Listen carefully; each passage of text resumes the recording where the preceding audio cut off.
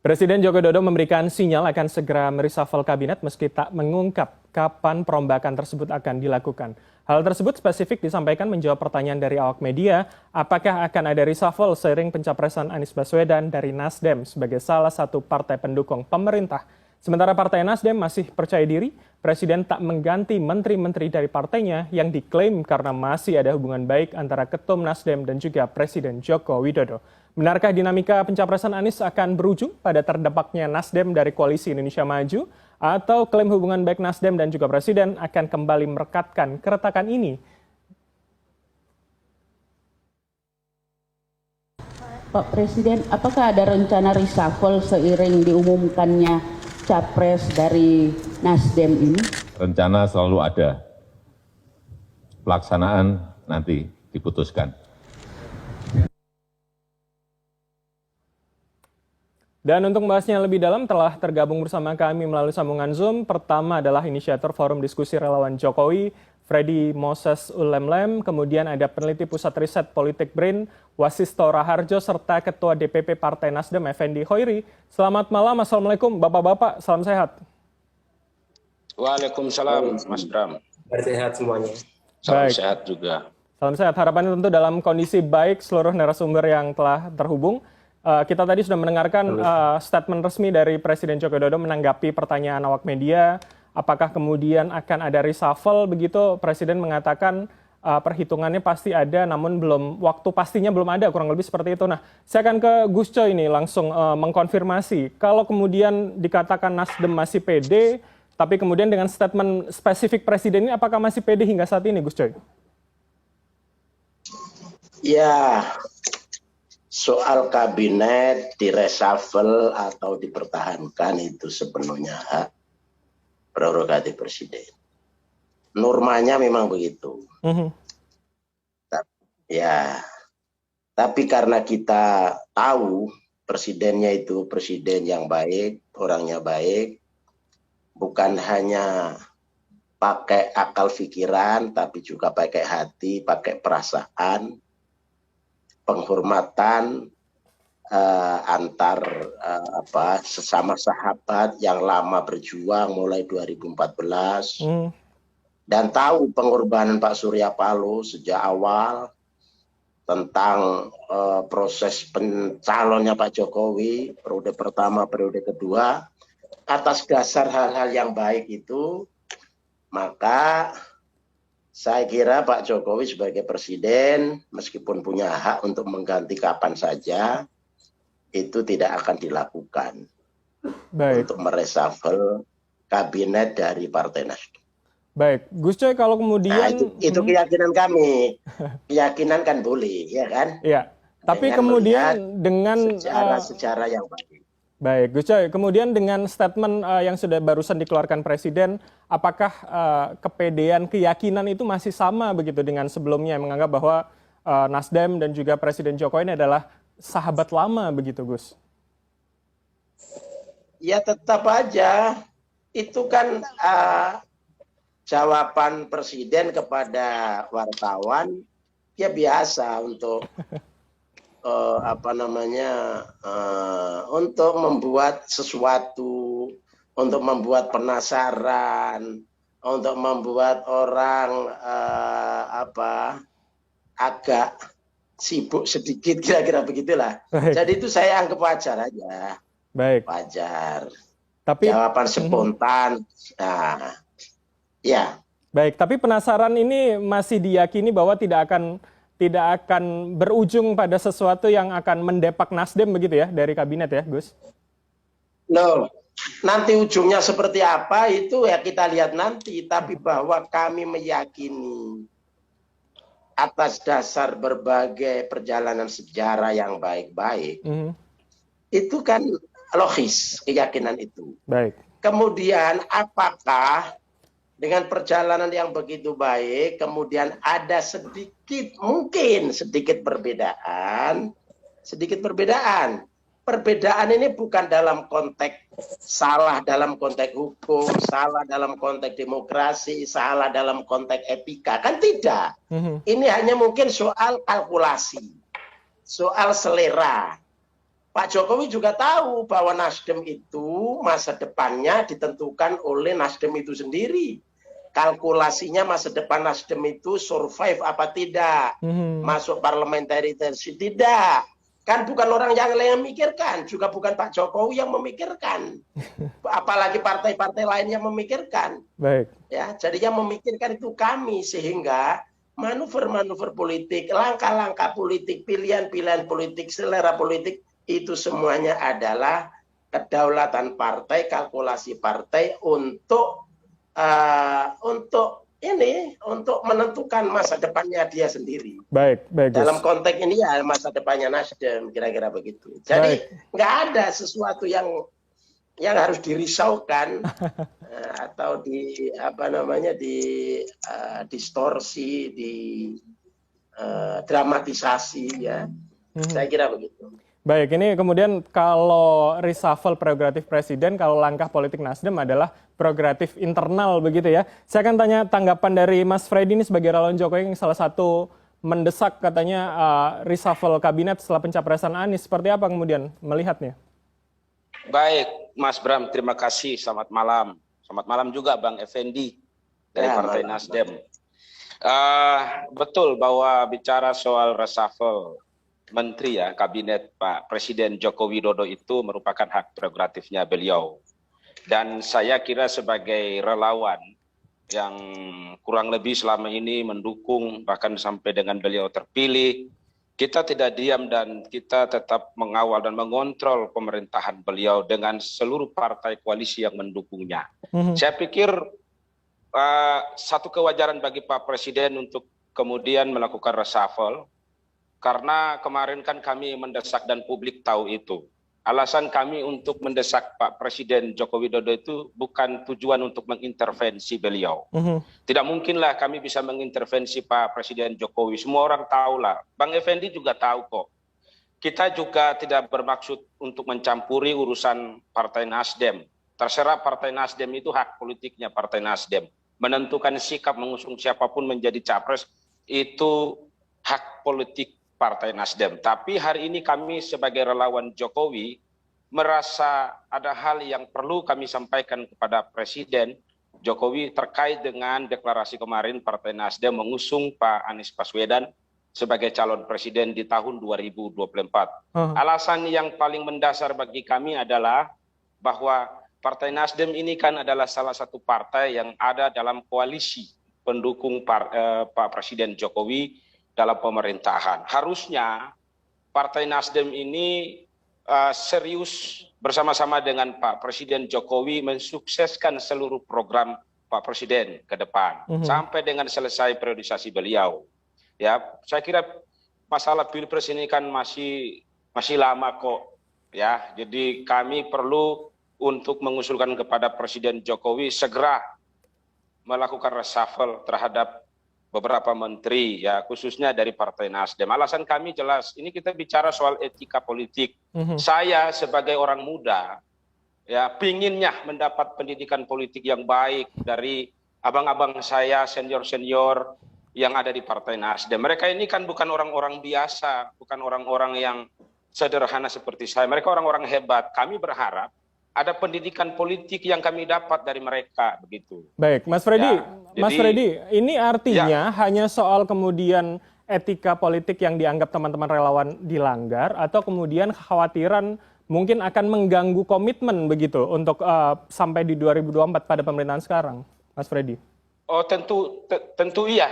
Kami mencoba untuk berpikir ke sana bahwa ini kan gini Mas, kita ini kan bangsa yang beradab. Dalam berpolitik juga kita juga harus memberikan pendidikan politik yang baik bagi publik, bagi masyarakat, apalagi generasi yang akan datang. Ini kan dipertontonkan oleh publik. Kita tahu bahwa bicara soal etika ini kan ketika kita ada dalam suatu koalisi, kemudian prosesnya masih berjalan, Pak Presiden belum menyelesaikan periodisasinya dengan sejumlah pekerjaan yang harus diselesaikan. Sementara Partai Nasdem sebagai partai koalisi justru mendukung, ya mendeklarasikan Anies Baswedan sebagai calon presiden. Sah-sah saja, tetapi ada etika, gitulah. Baik. Jangan sampai nanti juga Ya Boleh. bisa saja mengganggu jalannya pemerintahan. Baik, Gus, dalam hal silakan Gus, tanggapannya Gus. Boleh saya kebijakan-kebijakan salah Pak ya. Ini supaya standar etika itu apa? Jangan ngomong etika tapi standarnya nggak ada. Ya, jangan memframing orang seolah-olah orang itu tidak beretika. Kami adalah manusia-manusia yang belajar akhlak, belajar etika sosial, etika politik, ya, etika berteman dan segala macam ya. Justru kita tidak ada pelanggaran dalam konteks itu sehingga semua ini kita lakukan. Karena kita memang belum ada kesepahaman misalnya seseorang yang mendukung dan didukung ya, misalnya begini. Jokowi itu jadi presiden karena partai politik. Dia tidak bisa jadi presiden tanpa partai politik. Jadi dia bukan atasannya pimpinan partai politik. Nah, ini harus diketahui.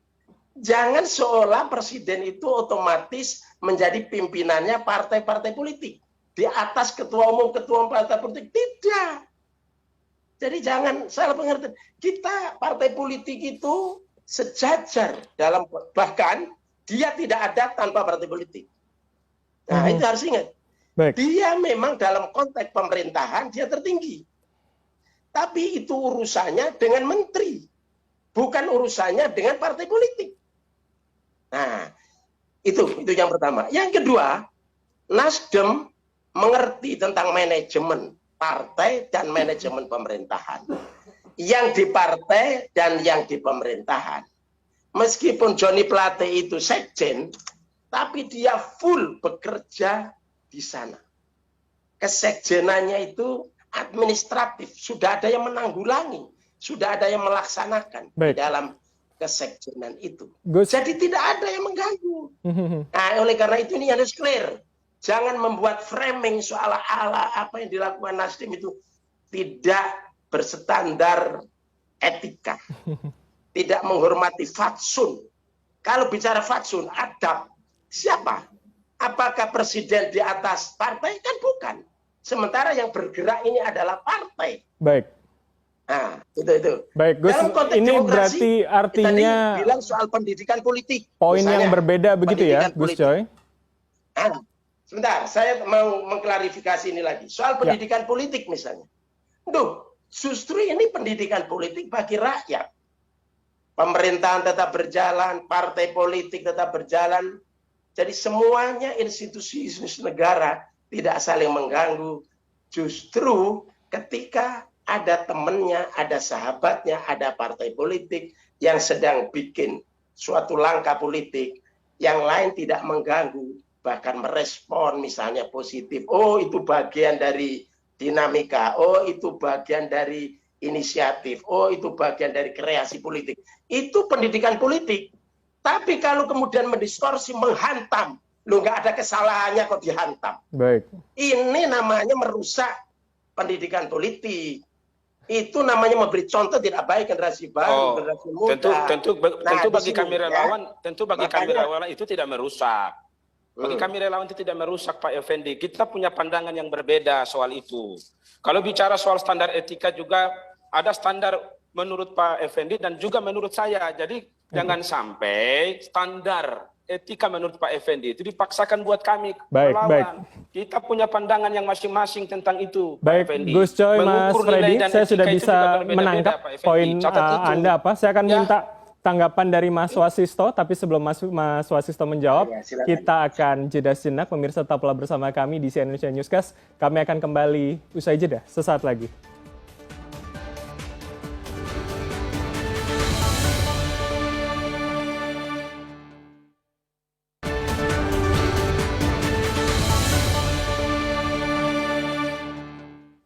Terima kasih Anda masih bersama kami di CNN Indonesia Newscast dan kita masih akan melanjutkan dialog. Jokowi lempar sinyal reshuffle, apakah Nasdem yang akan kena? Saya akan ke Mas Wasisto tadi sebelum jeda, kemudian ada perdebatan soal etika politik, kemudian tadi Gus Coy sempat menyebutkan bahwa rasanya berbeda komitmen hingga 2024 dengan langkah lanjutan dari partai untuk bagaimana kemudian memenangkan juga Pileg dan Pilpres begitu. Anda melihatnya bagaimana Mas Wasisto? Ya, sebenarnya kalau yang kita lihat koalisi kan yang ada sekarang itu tidaklah selalu statis ya, selalu dinamis dan itu tergantung pada kebutuhan Presiden sendiri selaku pembentuk kabinet. Nah, kalau dalam catatan saya itu memang di periode kedua ini jarang sekali ada menteri dari parpol yang direshuffle ya. Artinya di sini lebih banyak menteri dari kalangan profesional yang direshuffle, misalnya Menteri Perdagangan yang diisi Pak Zulkifli Hasan dan juga Menteri Pariwisata yang diisi oleh Pak Sandiaga Uno. Jadi, saya pikir kalau kita membaca riwayat itu di periode kedua ini saya sangat jarang ya kalau presiden itu sampai mereshuffle menteri dari parpol. Yang ada pergeseran sebenarnya kalau yang saya lihat. Baik, Mas Wasisto, berarti menurut Anda kemudian ketika misalkan kita bicara soal premisnya jarang kemudian reshuffle dari partai politik, apakah kemudian probabilitasnya akan bagaimana? Cukup besarkah atau jangan-jangan kecil seperti yang Anda kemukakan? Kalau dari catatan saya itu di periode kedua ini sudah hampir 5 kali reshuffle ya sebenarnya. Tapi yang saya lihat itu lebih banyak pergeseran dan juga perekrutan kalangan profesional untuk menjadi anggota kabinet. Jadi saya pikir kalau misalnya ada reshuffle dari menteri parpol itu di periode kedua ini masih jarang ya dibandingkan dengan periode pertama yang tentu banyak menteri yang di reshuffle dari parpol, tapi di kedua ini sangat jarang terjadi sebenarnya, Mas Bram.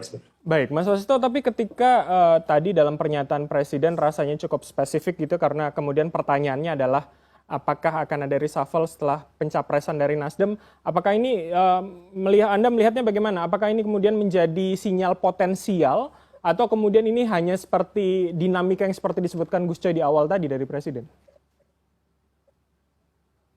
Baik, kalau yang saya lihat dari sepanjang periode kedua ini ya, reshuffle itu tidak selalu masalah politis ya, tapi juga masalah evaluasi, masalah performa dan sebagainya. Nah, saya pikir di sini dinamikanya macam-macam ya, Mas Bram. Tidak harus selalu alasan tertentu ya. Jadi kita harus memperhatikan pula faktor-faktor eksternal yang itu juga mempengaruhi keputusan presiden ya, misalnya pandemi, kemudian kebijakan prioritas pasca pandemi itu yang menurut saya menjadi 2 dasar penting bagi presiden untuk melakukan reshuffle sebenarnya daripada alasan politis ya. Baik, saya akan ke Gus Coy kembali. Gus, ketika disebut kemudian probabilitasnya kecil kalau melihat dari yang sudah ada begitu, tapi di sisi lain kemudian tadi ada keterangan dari presiden. Apakah khawatiran ini seperti apa? Apakah bertambah besar atau masih yakin dan pede begitu Nasdem? Gus. Jadi presiden ngomong seperti itu kan tidak langsung fokus ke Nasdem. Bisa juga yang lain, gitu kan? Bisa saja, tapi karena Nasdem itu tadi alasannya. Kalau saya boleh menambahkan dengan alasan sehingga kami yakin tidak akan mereshuffle Nasdem karena 3 menterinya Nasdem itu oke semua, top semua lah. Kapasitas, kualitas, ya, dinamika, mobilitas itu top semua. Itu saya kira harus menjadi pertimbangan juga. Satu, yang kedua, begini Pak, Bapak-bapak di sana ya, di alam demokrasi presidensil seperti ini atau sistem yang kita ikuti, memang tidak ada standar khusus. Misalnya seseorang yang sudah berkoalisi sampai untuk 5 tahun, kemudian setelah 5 tahun itu presiden atau mungkin bupati gubernur ya, itu kemudian masa berakhir tidak bisa mencalonkan lagi karena sudah 2 periode.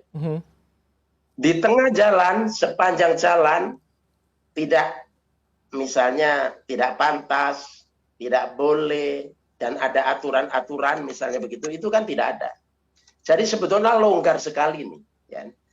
Oleh karena longgar, maka janganlah presiden itu didesak-desak untuk ke arah yang negatif. yang kemudian membuat ada unsur pikiran yang enggak gitu kan, karena atas dasar desakan-desakan yang enggak. Satu, dua ya. Yang berikutnya, sebetulnya di tengah ini juga sebelum Nasdem bikin deklarasi, sudah ada koalisi. Tapi itu tidak pernah dipersoalkan. Koalisi KIB, koalisi PKB, Gerindra. Kan? Meskipun belum dideklarasikan Gerindra sama PKB, itu calon presidennya kan jelas. Sudah dinyatakan oleh kader-kadernya, ya. Hanya belum diumumkan. Itu soal nunggu waktu saja. Nah, pilihan waktu itu relatif. Cepat, lambat, di tengah, atau di tikungan itu kan soal selera. Ya. Belum mendeklarasikan. Ya mungkin karena belum ada presiden yang diyakini mampu bisa bersaing. Nasdem telah memiliki keyakinan bahwa calon ini mampu bersaing. Soal kalah menang itu urusan nanti. Tapi secara kualitas, integritas, dia adalah salah satu yang terbaik kalau didudukkan di tengah-tengah pemimpin dunia. Dia salah satu yang terbaik. Kira-kira begitu keyakinan Nasdem. Kita bisa berbeda, saya sudah menangkap poin Anda, Gus. Tapi kita harus saling menghormati, menghargai. Maaf Mas, yang relawan ini, relawan itu sebetulnya rela, ikhlas. Jangan aneh-aneh. Relawan itu seperti dermawan, keikhlasan. Lalu di tengah jalan dan bikin gaduh yang memiliki tiket, yang memiliki kontribusi besar, yang bisa mengusung sehingga seorang presiden itu bisa jadi presiden. Kalau relawan kan nggak bisa. Oleh karena itu di tengah jalan jangan aneh-aneh. Baik Gus, saya akan coba konfirmasi ke Mas Freddy, Gus. Itu kan? Nah ini yang harus dicatat para relawan itu. Jangan bikin aneh-aneh. Mau kontribusinya itu keikhlasan. Meskipun setelah itu minta mungkin jadi komisaris, minta jadi menteri, wakil menteri, macam-macam. Padahal dia tidak punya tiket, gitu. Nggak punya kontribusi yang substantif. Ya, saya akan ke Mas Wasisto kalau begitu. Baik, Mas Wasisto, Anda melihatnya seperti apa? Bagaimana kemudian kalau kita bicara soal hitungan untung rugi begitu bagi pemerintahan atau bagi Presiden Joko Widodo? Apakah lebih baik Nasdem masih di dalam atau jangan-jangan memang di reshuffle begitu, Mas Wasisto? Kalau dalam kalkulasi politik sebenarnya Nasdem masih cukup baik masuk pemerintahan. Karena yang kita perlu lihat, koalisi itu tidak hanya berlaku di level eksekutif, tapi juga legislatif. Artinya kalau misalnya Pak Jokowi kehilangan Nasdem, itu sama saja kehilangan suara di legislatif, dukungan untuk membuat kebijakan dan sebagainya. Jadi saya pikir menjaga Nasdem adalah upaya tetap menjaga pemerintahan hingga sekarang, terutama dalam meloloskan kebijakan-kebijakan yang itu krusial untuk depan sebenarnya, Mas Bram. Oke, berarti maksud Anda akan kemudian malah membuat gaduh ketika Nasdem di reshuffle begitu kalau hitung-hitungan dari kalkulasi baik eksekutif maupun legislatif nantinya, Mas Wasisto? Saya pikir demikian ya, karena Nasdem ini kan di DPR punya jumlah kursi signifikan. Jadi kalau misalnya Nasdem ini dikeluarkan dari koalisi di eksekutif, maka akan beresiko bagi pemerintahan sekarang ya untuk mengeluarkan kebijakan-kebijakan yang sifatnya nanti ke depan.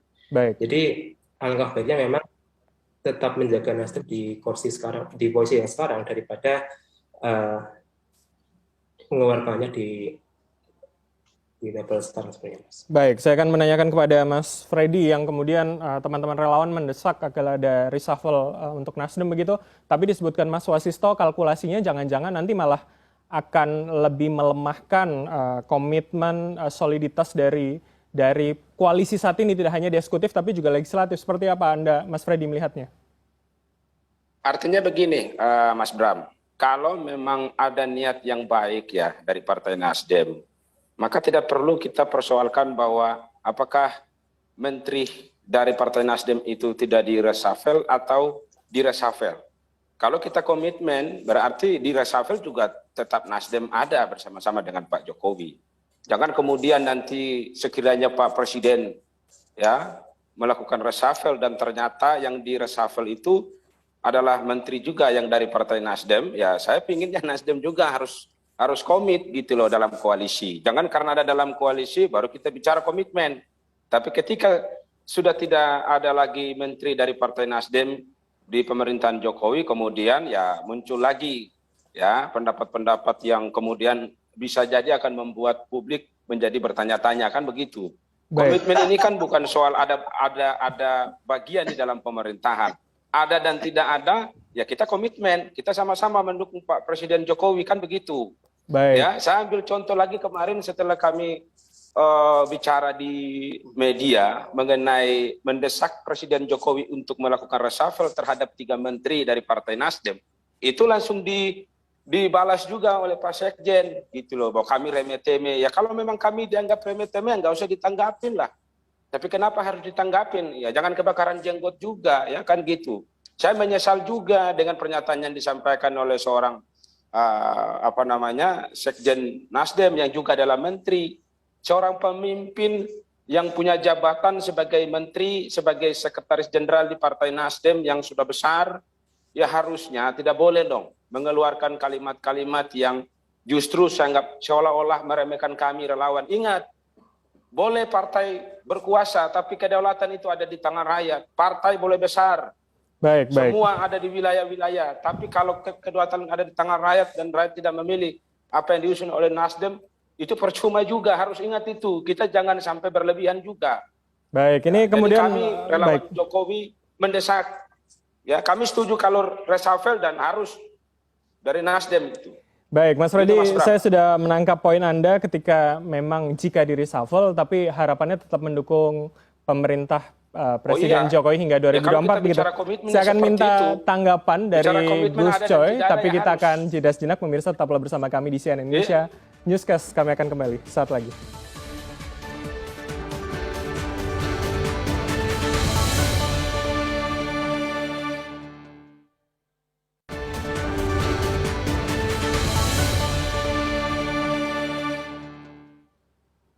Terima kasih Anda masih bersama kami di CNN Indonesia Newscast. Saya akan melanjutkan dialog dan langsung mengkonfirmasi kepada Gus Coy tadi sebelum jeda. Kemudian Mas Freddy menyebutkan bahwa jika memang ada reshuffle, tapi harapannya Nasdem akan tetap berkomitmen mendukung pemerintahan Presiden. Begitu. Seperti apa Gus Coy Nasdem melihatnya? Singkat saja terakhir ini, Gus Coy. Hidup ini selain perlu pengetahuan, juga pengertian. Kalau tidak ada pengetahuan dan tidak ada pengertian, kemudian dia minta untuk didukung, minta untuk dikomitmeni, itu namanya sakar PDW. Itu namanya tidak punya standar hidup, namanya sakar PDW. Baik. Intinya adalah simbiosisme. Intinya adalah kolaborasi. Intinya adalah saling menguntungkan. Tanpa harus transaksi. Seperti dagang. Tapi itulah yang disebut pengetahuan dan pengertian. Baik, Gus. Nah, kalau enggak, sekali lagi, sakar PDW. Dan Jokowi jangan dibuat, jangan diojo-ojoi, jangan dimasuki, dikasih masukan-masukan yang buruk seperti itu. Jokowi orang Jawa, itu mengerti, itu memiliki hati yang dalam. Ya? Jadi punya pengetahuan dan punya pengertian. Baik. Kata orang Jawa, pengertian. Ngerti. Jadi nggak usah dikandani, itu ngerti dia. Sebagai orang Jawa, saya mengerti dia. Baik, Gus Coy. Terima kasih. Saya sudah dapat poinnya. Oke, terakhir Mas Freddy, Gus Coy tadi menyebutkan jangan didesak begitu. Presiden Jokowi sudah punya pengertiannya sendiri begitu. Seperti apa? Terakhir, singkat saja. Mas Freddy, masih bergabung bersama kami? Baik, saya kalau begitu akan ke Mas Wasisto. Mas Wasisto, akan seperti apa nanti kemudian kemungkinannya? Apakah kemudian ini akan terjadi? Apakah kemudian sahabat lama yang disebutkan Gus Coy tadi akan menjadi oposisi di akhir pemerintahan saat ini? Anda melihat seperti apa, Mas? Saya pikir politik itu dinamis ya, Mas Bram. Jadi entah itu menjadi koalisi atau oposisi itu adalah pilihan tersendiri. Cuman yang perlu kita lihat ada konsekuensi logis di balik dan sesudah itu kan. Jadi untuk manuver-manuver partai yang ada sekarang, saya pikir itu lebih pada bagaimana mereka memposisikan diri untuk ke depannya. Karena koalisi ini sendiri kan bukan hanya sekedar dimaknai sebagai hukuman ya, tapi lebih pada penyebaran pembaruan yang mana itu gunanya juga untuk menyelamatkan kebijakan-kebijakan yang tersisa hingga 2020 mendatang sebenarnya. Baik. Berarti memang harus ada kalkulasi yang cermat begitu ya dari Presiden untuk kemudian mengambil langkah apakah kemudian reshuffle atau tidak. Baik, terakhir ke Mas Freddy, tadi kemudian Gus Coy menyebutkan jangan didesak, Presiden sudah punya pengertiannya sendiri begitu terhadap koalisi yang ada di pemerintahannya. Anda melihat seperti apa? Singkat saja terakhir, Mas Freddy. Iya, saya pikir kalau dibilang jangan mendesak itu kan hak kami relawan. Ya, jadi sah-sah saja kami mendesak. Pertama saya ingin menyampaikan bahwa berpolitiklah dengan etika. Kita berpolitik tidak hanya untuk diri kita sendiri, tetapi juga untuk orang lain. Baik. Apa yang kita lakukan dipertontonkan di publik bukan untuk diri sendiri. Sehingga ada nilai-nilai, komitmen-komitmen yang membuat kita menjadi besar, membuat kita menunjukkan kapasitas dan integritas kita dalam berpolitik. Sehingga saya berharap dalam reshuffle kabinet ini ya secepatnya Pak Presiden lakukan, dan pesan saya kepada Partai Nasdem, jika nanti ada menteri dari Partai Nasdem yang digeser atau diganti, ya tetaplah dalam komitmen, ya, karena komitmen itu tidak hanya ada ketika menteri dari Partai Nasdem ada dalam kabinet. Ada dan tidak, kita mari buktikan itu kepada publik dan kita buktikan bagi bangsa ini bahwa kita kuat dan bersatu bukan karena ada sesuatu, tapi untuk bangsa ini. Baik. Begitu Mas Bram. Baik, kita akan tunggu itu seperti apa. Sakarmu dewi namanya. Ya. Baik, Gus. Itu nggak pakai otak itu namanya. Ya. Baik, kita akan lihat nanti seperti apa kemudian kelanjutan dari dinamika ini, apa kemudian keputusan dari Presiden tentu akan kita tunggu, dan tentu kita akan lihat apakah ini kemudian akan mempengaruhi konstelasi partai politik jelang 2024. Terima kasih atas waktu Anda, Ketua DPP Partai Nasdem, Gus Coy, kemudian relawan Jokowi, Mas Freddy, dan serta peneliti Pusat Riset Politik BRIN, Mas Wasisto, telah bergabung bersama kami di CNN Indonesia Newscast. Selamat malam, salam sehat selalu, Mas. Selamat malam, Mas Bram. CNN Indonesia Newscast akan kembali usai jeda dengan sejumlah informasi lainnya. Tetaplah bersama kami.